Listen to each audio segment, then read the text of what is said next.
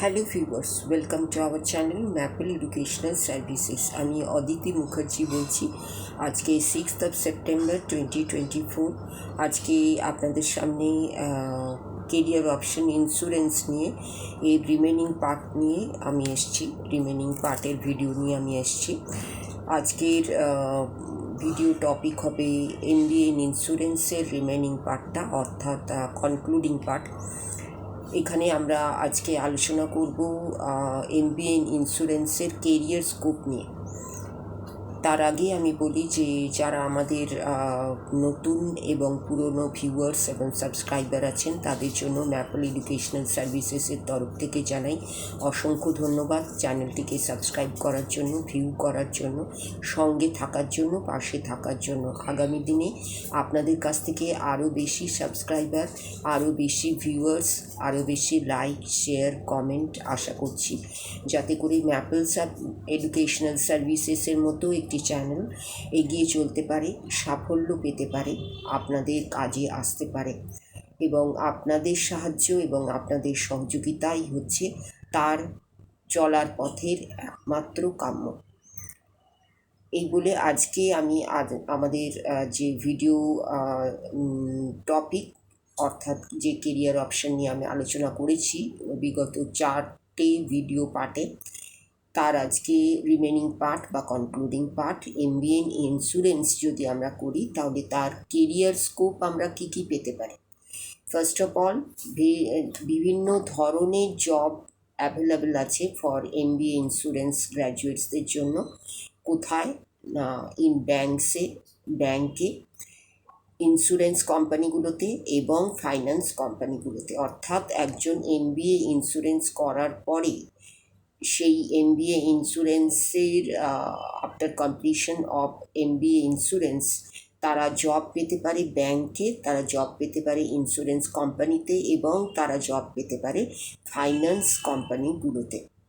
এবং যদি তারা এই ধরনের, যদি না পেতে, তারা পেয়ে থাকে ব্যাংকে এবং ইন্স্যুরেন্স কোম্পানি এবং ফাইন্যান্স কোম্পানিতে, তাদের জব পাওয়ার পর তাদের জব টাইটেলসটা কী হবে, তাদের অ্যাভারেজ অ্যানুয়াল স্যালারি রেঞ্জটা কী হবে, তাদের জব ডেসক্রিপশন বা জব রোলটা কী হবে। এক্ষেত্রে ফার্স্ট অফ অল আমি যেটা বলবো সেটা হচ্ছে রিস্ক ম্যানেজার হিসেবে তারা জব পেতে পারে। সেক্ষেত্রে তাদের অ্যাভারেজ অ্যানুয়াল স্যালারি রেঞ্জ হতে পারে 3 lakhs to 25.2 lakhs।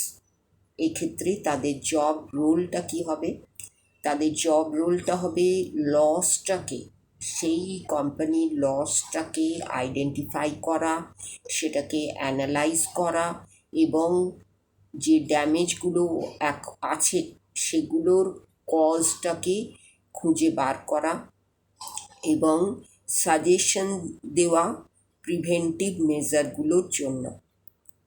অর্থাৎ first of all loss identify করা, সেকেন্ডলি সেই লসটার অ্যানালাইজ করা, লসটাকে আইডেন্টিফাই করা, ড্যামেজগুলো যে কারণে হয়েছে, বিভিন্ন ধরনের ফিনান্সিয়াল বা ইন্স্যুরেন্স লস রিলেটেড ড্যামেজেস যেগুলো আছে সেগুলোকে অ্যানালাইজ করা, তার কারণগুলোকে অ্যানালাইজ করা এবং সাজেশন দেওয়া, এগুলোর প্রিভেন্টিভ মেজার। এবং একটা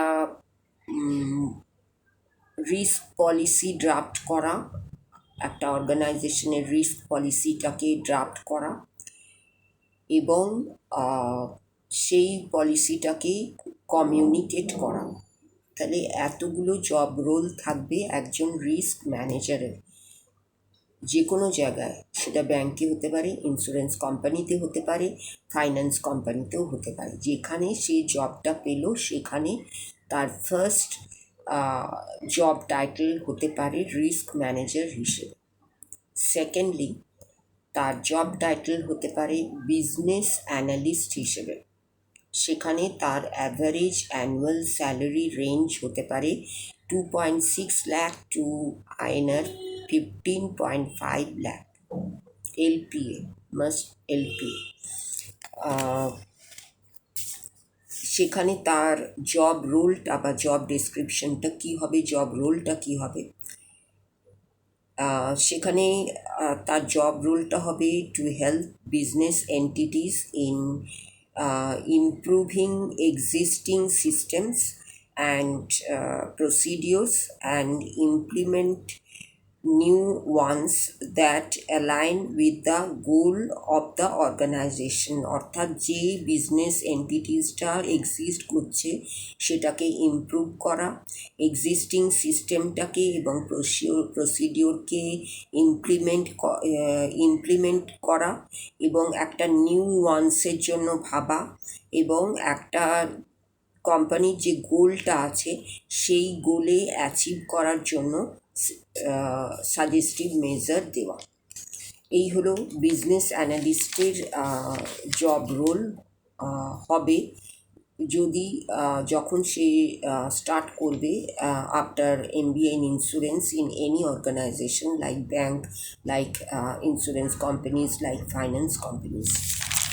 থার্ডলি, জব টাইটেল হতে পারে ফান্ড ম্যানেজার। সেক্ষেত্রে স্যালারি রেঞ্জটা হয় INR 2.5 লাখ টু 93 lakhs, এবং সেখানে জব রোলটা হবে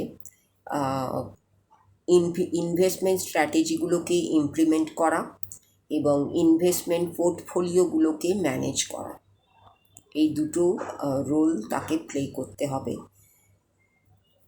একজন ফান্ড ম্যানেজারকে।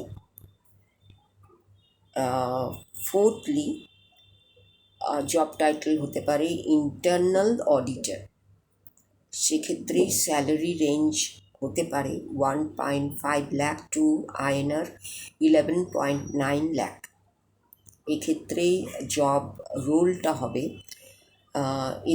effective operation of internal control measures এবং successful implementation of risk management policies এবং প্রসিডিউরস। অর্থাৎ effective operation of internal control মেজার্সগুলোর এফেক্টিভ অপারেশনটাকে এনশিওর করা এবং সাকসেসফুল ইমপ্লিমেন্টেশন করা রিস্ক ম্যানেজমেন্ট পলিসিগুলোর এবং প্রসিডিওরগুলো। Fifthly or lastly, job title হতে পারে ফাইন্যান্সিয়াল ম্যানেজার। এক্ষেত্রে স্যালারি রেঞ্জ হতে পারে INR 3.2 lakhs to INR 30 lakhs। এক্ষেত্রে জব রোলটা হবে ফিনান্সিয়াল রিপোর্টগুলোকে প্রিপেয়ার করা এবং পাবলিশ করা, ইনভেস্টমেন্ট প্রসিডিওরটাকে গাইড করা এবং স্ট্র্যাটেজিসগুলোকে ডেভেলপ করা, ইনশিওর করার ক্ষেত্রে লং টার্ম ফিনান্সিয়াল বেনিফিটসগুলোকে ইনশিওর করার ক্ষেত্রে স্ট্র্যাটেজিসগুলোকে ডেভেলপ করা। এই জব রোলটা একজন ফাইন্যান্সিয়াল ম্যানেজারকে প্লে করতে হবে। এখানেই শেষ হয়ে গেল MBA ইন ইন্স্যুরেন্সের কেরিয়ার স্কোপ এই আলোচনাটা। এখন আমি এই ইন্স্যুরেন্স এই কেরিয়ার অপশানটা নিয়ে আলোচনা করলাম 5টা পার্টে। তাহলে এই 5টা পার্টকে 5টা ভিডিওর মাধ্যমে, তাহলে এই 5টা ভিডিওকে আপনি যদি ফলো করেন, আপনারা যদি ফলো করেন, those who are interested to make an entry in the insurance industry, তাহলেই আপনারা বুঝতে পারবেন এর পুরো ডিটেলসটা। সেটা সংক্ষেপে হলেও কিন্তু পার্ট ওয়াইজ আমি সেটাকে অ্যানালাইজ করার বা এক্সপ্লেন করার চেষ্টা করেছি। এরপরেও যদি আপনাদের কোনো কিছু জানার থাকে, কোনো কিছু কোয়ারিজ থাকে, তাহলে অবশ্যই আপনারা কমেন্ট সেকশনে কমেন্ট করে জানাতে পারেন, আমাদের মেল করতে পারেন, আমাদের ফোন নাম্বারে কন্ট্যাক্ট করতে পারেন। এই ইন্স্যুরেন্স যে অপশানটা, কেরিয়ার অপশানটা নিয়ে আমি দীর্ঘ 5টা যে ভিডিও দিলাম বা 5টা পার্টে এক্সপ্লেন করার চেষ্টা করলাম, সেটা নিয়ে যদি আপনাদের কোনো ফার্দার রিসার্চ থাকে আপনারা অবশ্যই করতে পারেন। এবং এই ইনফরমেশনটা আমি প্রোভাইড করলাম according to my own information base এবং অন্যান্য কিছু সাপোর্টিভ ইনফরমেশন এর সাহায্যে। পুরোটাই যে আমার ইনফরমেশন তা নয়, অনেক সাপোর্টিভ ইনফরমেশনের সাহায্যও আমি নিয়েছি। এই সব নিয়ে আমি এই 5টা পার্টেই এই কেরিয়ার অপশানটা আপনাদের সামনে তুলে ধরার চেষ্টা করলাম। যে MBA সবসময় ফাইন্যান্স, MBA সবসময় মার্কেটিং, MCA সবসময় সেলস অ্যান্ড মার্কেটিং, MBA সবসময় HR নিয়েই যে করতে হবে তার কোনো মানে নেই।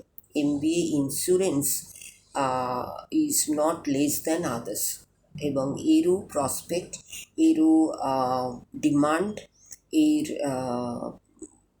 ইউটিলিটি কোনো অংশে কম নয়। এবং আগামী দিনে, বর্তমানে এবং আগামী দিনে এর ডিমান্ড বলুন, এর সব কিছুই বেড়ে চলেছে এবং বাড়তে থাকবে। সেই কথাটা মাথায় রেখে আমাদের এই অপশানটা নিয়ে অবশ্যই চিন্তা ভাবনা করা দরকার। এবং যদি আপনাদের ইন্টারেস্টটা 100% হয় তাহলে অবশ্যই সেটা নিয়ে এগোনোরও দরকার। এটা একটা খুব প্রসপেক্টিভ, প্রমিসিং কেরিয়ার অপশন নাওএডেজ। এই বলে আজকের ভিডিওটা আমি শেষ করলাম। আগামী দিনে এই ধরনের কেরিয়ার অপশন নিয়ে এবং অন্যান্য আরও অনেক বিষয় নিয়ে আপনাদের সামনে উপস্থিত হব। আপনারা অবশ্যই ম্যাপল এডুকেশনাল সার্ভিসেস চ্যানেলটিকে সঙ্গে রাখুন, আমাদের পাশে থাকুন, সাবস্ক্রাইব করুন, লাইক করুন, শেয়ার করুন এবং ভিউ করুন। এই আশা নিয়ে আজকের ভিডিওটা শেষ করছি।